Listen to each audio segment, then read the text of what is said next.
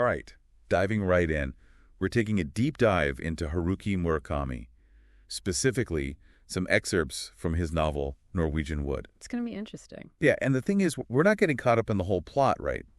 We're using this to kind of like zoom in on the characters' lives and what it was like in Japan in the late 60s. Yeah, using the book as like a lens. Exactly. And lucky for us, we've got an expert to guide us. So first things first, our narrator, Toru Watanabe, he's in college in Tokyo, but he's looking back, right? Like reminiscing on his younger years. Yeah, the whole thing is from his perspective, colored by time and memory and all that. Makes you think, how reliable is memory anyway? Right, right. So tell me, who are the main people in Toru's world during this time? Well, you've got Naoko, who's Toru's first love, but their whole relationship is kind of wrapped up in loss, you know? Naoko's childhood sweetheart, Kazuki, he died by suicide before the book even starts. Wow. So there's this weight right from the beginning. Oh, absolutely. And it affects them both because Kazuki was close friends with Toru, too. And then there's Reiko. We meet her when Naoko's at a sanatorium. Yeah. Just for anyone who isn't familiar with the term, it's a place where people go for long-term illness, often like mental health stuff. Yeah, and Reiko, she becomes really important to the story. She's a former concert pianist who's had, her own share of tragedy and ends up forming this really interesting bond with both Naoko and Toru. There's this one part really stuck with me. Reiko describes having a breakdown after a student criticizes her playing. Just, it's so raw, shows how past trauma can just come out of nowhere. That's what I love about Murakami. He tackles some heavy stuff, like you said, suicide, mental illness, but it never feels like he's preaching. No, not at all. He's just so good at handling these sensitive topics with nuance. He's not trying to give you answers. He lets the reader really think for themselves. So we've got Naoko and Reiko both dealing with the past. Then there's Midori. Who is she? Midori's like this burst of energy. She's in Toru's class at university, but she's totally different from him. Really vibrant, kind of quirky, challenges his whole worldview. She's got her own thing going on, complicated relationship with her father. But this real zest for life that really contrasts with all the grief surrounding Toru and Naoko. Sounds like she shakes things up for Toru, emotionally speaking. Yeah, you could say that. She represents this pull between, like, the darkness of what was and the potential for joy in the here and now. Wow. So we've got this whole web of relationships, everyone dealing with loss, searching for connection. And I got to ask, how does this all play into what was going on in Japan back then? The 60s were a wild time. Yeah. Right? Lots of change, lots of unrest. Oh, yeah, you can't separate the two, right? Like, imagine being a young person then. In the 60s, Japan's changing so fast. Student protests, politics are intense, Western music's everywhere. It all seeps in, changes how you see things. And Murakami actually puts us in that atmosphere, doesn't he? It's not just like history in the background, in the details. Totally. Like when Toru talks about the student protests, you really feel that energy, that sense that anything could happen. This is the time when Japanese students were really challenging authority, traditional values, protesting the Vietnam War. It was huge. But Toru, he's drawn to it, but also feels a little distant from it. Like it's not his fight exactly. Yeah, exactly. And that right there, that's the time. It wasn't just about taking sides. It was about figuring out who you even were in all that chaos.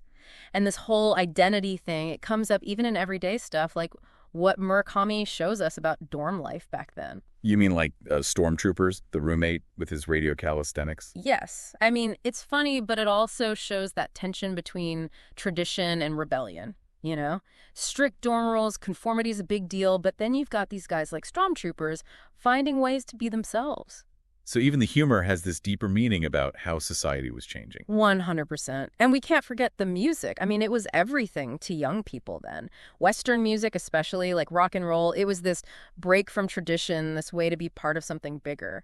The Beatles are practically another character in this book, right? Yeah. Toru is always mentioning them, almost like it's the soundtrack to his life. Absolutely. And for him, it's more than just music. The Beatles represent freedom, expressing yourself, wanting something more than what's right there in front of you. It makes you think about, like, what music, what art did that for you growing up, especially during those, coming-of-age years.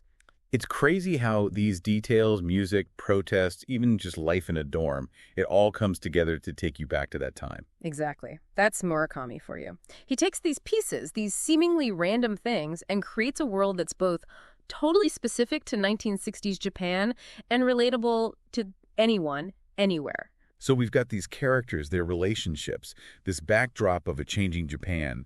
What does it all mean? Like when we walk away from Norwegian Wood, what are we supposed to take with us? That's the big question, right? What sticks with you? What hits home? I think it's different for everyone, but Murakami in Norwegian Wood, he's got these themes that run through it, these really universal things that, I don't know, I think they speak to all of us on some level. Like what, for example? Well, we talked about the whole historical thing, right? But really, when you get down to it, this book's about connection, wanting it, being afraid of it, how we try to find it and then push it away all at the same time. Just look at Toru, Naoko, Midori. They're all dealing with loss, trying to figure out where they belong. It's true. They're surrounded by people, Tokyo, college, even crammed in that little dorm room, but there's this, undercurrent of loneliness there. Exactly. And that's something I think a lot of people can relate to, no matter when you grew up or where. That feeling of just being kind of lost in the world. Makes you wonder, is that just part of being human? That feeling? Maybe it is. And that's what makes this book, Norwegian Wood, so powerful. It's timeless. Love, loss, figuring out who you are, we all go through that. Like Murakami's holding up this mirror, making you think about your own life. Yeah, and it's not always easy what you see. This book, it doesn't shy away from the hard stuff. But by really going there, into the character struggles, I think Murakami actually offers hope, too. Hope? How so? Well, even with all the darkness, the grief, that sense of being alone, these characters, they keep trying. They mess up, make mistakes, but they never give up on finding meaning, finding love. That's a powerful thought, especially these days when things feel so uncertain. It really is. And I think if we're taking something away from this deep dive, that's it. Even when things are bad, there's always that little bit of light, a way through. It might be messy getting there, but those moments where we're vulnerable, where we try to connect, that's how we figure out who we are. So as we wrap this up, here's something to think about. How does Norwegian Wood speak to you? Where do you find connection? Meaning, in your own life, this is just the start. Keep reading, keep thinking about this stuff, and most importantly, don't close that book.